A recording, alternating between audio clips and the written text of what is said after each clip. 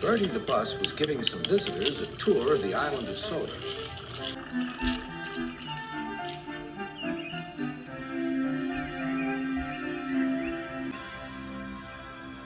It was their last afternoon, and Edward was preparing to take them to meet Bill and Ben.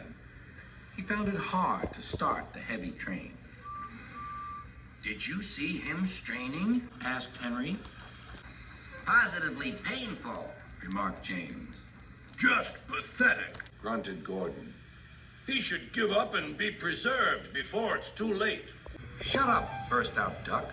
You're all jealous. Edward's better than any of you. You're right, Duck, said Boko. Edward's old, but he'll surprise us all. I've done it. We're off.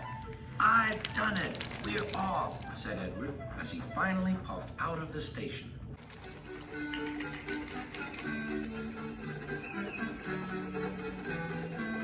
Bill and Ben were delighted to see the visitors. They loved being photographed. Later, they took the party to the China Clay Works in a brake van special.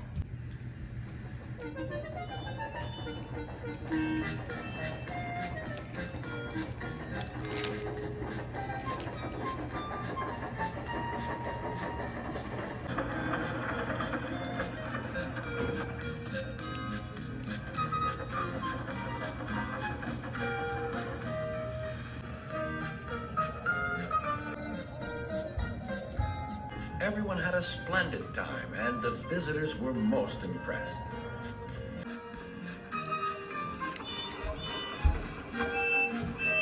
Then Edward took the visitors home.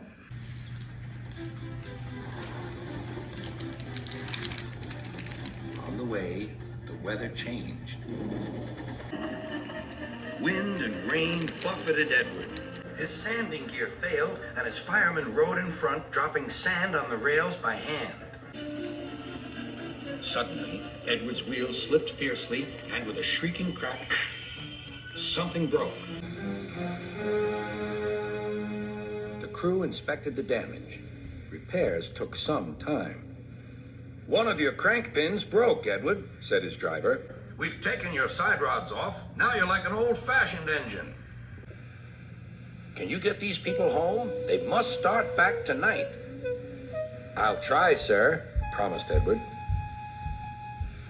Edward puffed and pulled his hardest, but his wheels kept slipping, and he could not start the heavy train.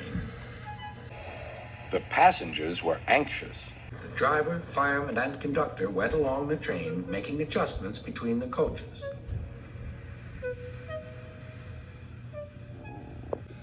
We've loosened the couplings, Edward. Now you can pick up your coaches one by one, just as you do with freight cars. That'll be much easier, said Edward. Come on, he puffed, and moved cautiously forward. The first coach moving helped to start the second, and the second helped the third.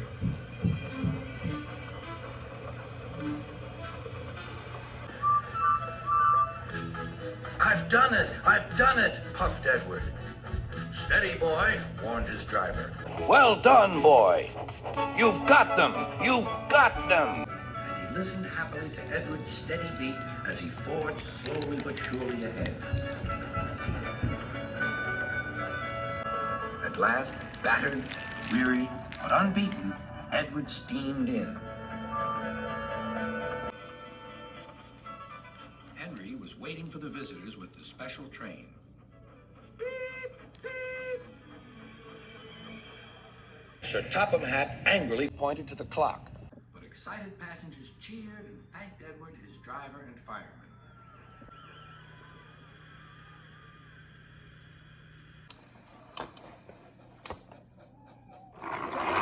Saw to it that Edward was left in peace. Gordon and James remained respectfully silent.